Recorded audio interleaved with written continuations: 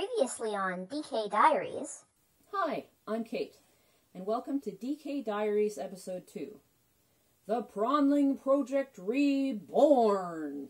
November 2020 marks the 10th anniversary of me starting what I like to call the Prawnling Project.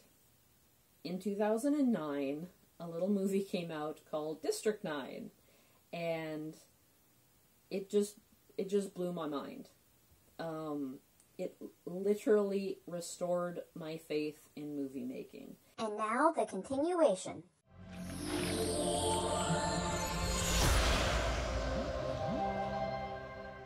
Like most cosplayers, when I find a new fandom, I wanted to find a way to cosplay from it. So my favorite characters had actually been Christopher and little CJ.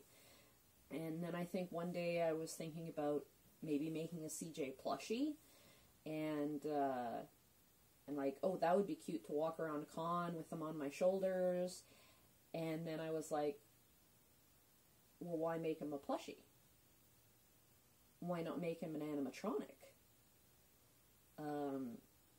Because animatronics were one of the very first things that really got me interested in special effects as a kid.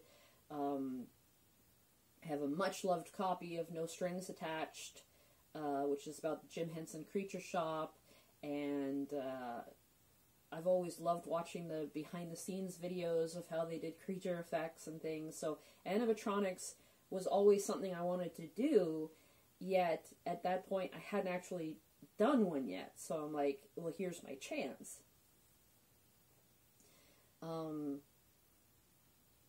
But like I said, this has been a project I've been working on and off. Mainly off. Yes, mainly off, for the past 10 years or so. But don't worry, I like to talk, but I am not going to catch you up on a decade's worth of work in one video. Let me explain. No, there is too much. Let me sum up. If you are super interested in the minutiae of the build up to this point, I actually have a blog that I had started when I originally started the build called The Prawnling Project, and I have linked to the blog in the description below this video. Now, the last time I did any major work on CJ, I was trying to get him ready for Dragon Con in 2017. I had finally finished sculpting him, and I began a mad dash to mold him in the hopes that I could take him to the con. So spoilers, I didn't get him done. I got a bit fewer than half the molds done and realized there was just no way I was going to be finished without destroying everything I'd been so careful and meticulous in creating up to that point. And just steamroll it in this mad rush to be finished. So that's where things currently stand. I have a sinking feeling I'm going to have to backtrack and possibly recast and or resculpt some of the pieces. But at this point, I'm okay with that.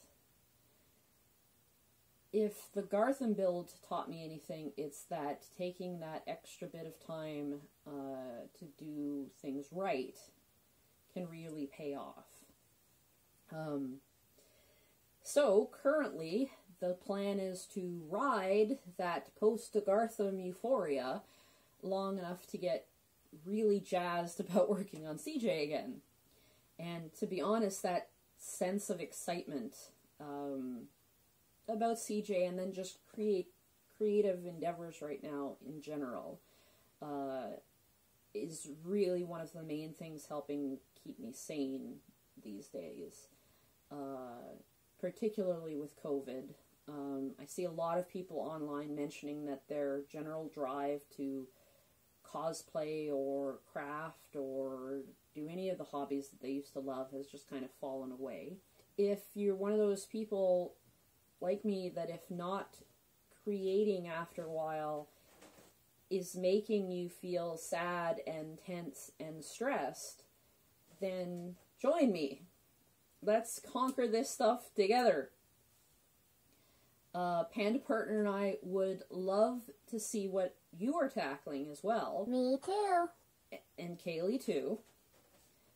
Use the hashtag conquerthatcosplay or conquerthatcraft, and we can cheer each other on.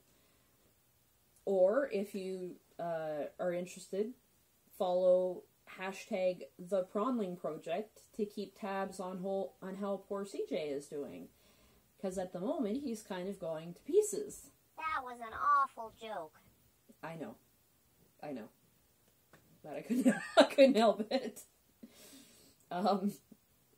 So bad jokes aside, thanks for watching. Please stay tuned, and we'll see you soon. Bye.